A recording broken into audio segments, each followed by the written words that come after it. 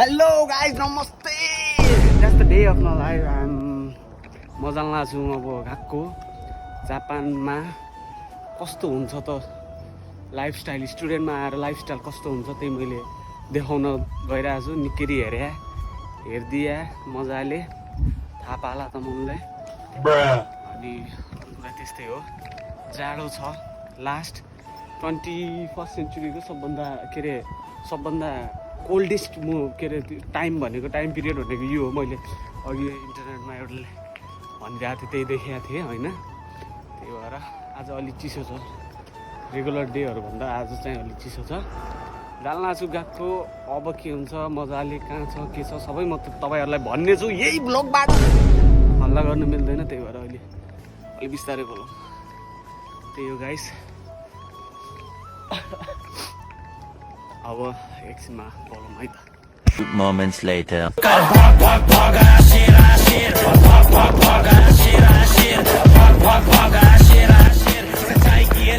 signal थिएन त्यही भएर दोहोऱ्याएर नभए दोहोरिने थिएन गाह्रो छ नि नभए त त्यस्तो केही गाह्रो छैन अलिकति सिग्नल मात्रै दोहोरिनुपर्छ जापान आउँदै हुनुहुन्छ भनेपछि नेपालमा एनफोन लेभल चाहिँ कम्प्लिट गरेर आउनु होला त्यो होइन कि त्यो एक्जाम सेन्टरमा चिट चोरेर पास भएर एनफोनको सर्टिफिकेट ल्याएर होइन आफैले मिहिनेत गरेर अनि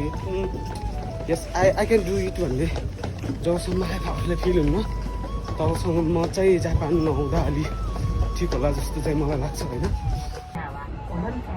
त्यसपछि म स्टेसनबाट ट्रेन चढेर यो ट्रेनबाट बाहिरको भ्यू हो अब म गएको जान्ला छु गाइज फाइनली म स्टेसन पुगेर अब जान्ला हो गएको एउटा कुरा चाहिँ मैले रियलाइज गरेँ मैले ल्यान्डस्केप भन्दा भर्टिकलमा भिडियो बनायो भने राम्रो आउँथ्यो होला केटाहरू पछाडि आइरहेछन् गएको यो स्टेसन चाहिँ सिनोकुबु स्टेसन हो यहाँबाट लगभग 5 मिनट जति हिँड्यो भने चाहिँ हाम्रो गएको भ्याउ छ पागलहरूको पारै बेग्लै हुन्छ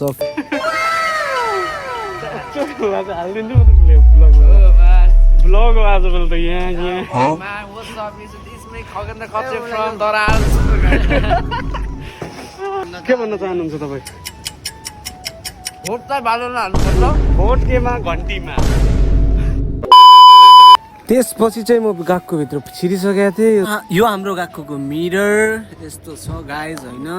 त्यसपछि स्टार्ट भयो हाम्रो क्लास यो म क्लासको भित्र अनि यो चाहिँ मेरो क्लासरुम उता टिचर पढाइराख्नु भएको छ स्टुडेन्टहरू अब भेटौँला क्लास सकेपछि है त गाइज 2000 years later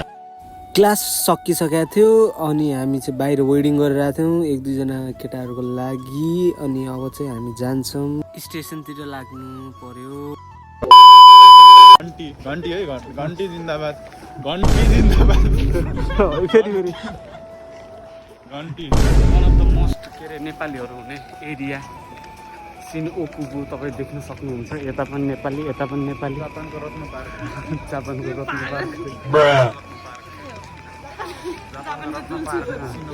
मलाई त बनबसा गयो रहेछ साँच्ची भन्नु बनबसा थाहा छ त बनबसा जसलाई थाहा छ उसलाई थाहा होला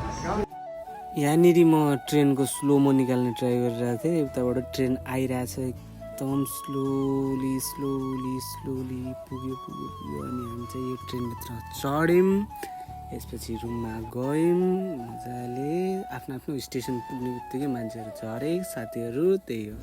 जिन्दगीको यात्रामा एउटा गरिब दुखी बिचरा थाकेर हारेर मजाले ट्रेनमा बसिरहेको थियो एउटाले भिडियो खिच्दैछ त्यसै गरी मोबाइलको चार्जसँगै मेरो बडीको चार्ज पनि सकिन लागिसक्यो गाइज एनिवे अब मेरो साउन्ड क्वालिटी चाहिँ त्यति राम्रो छैन होला I think I need a mic the end what you guys thinking about it let me know in the comment section कि मैले माइक किनौँ कि नकिनौँ होइन त्यही हो सबैजना राम्रो रहनु होला व्यस्त रहनु होला त्यही हो see you in the next video by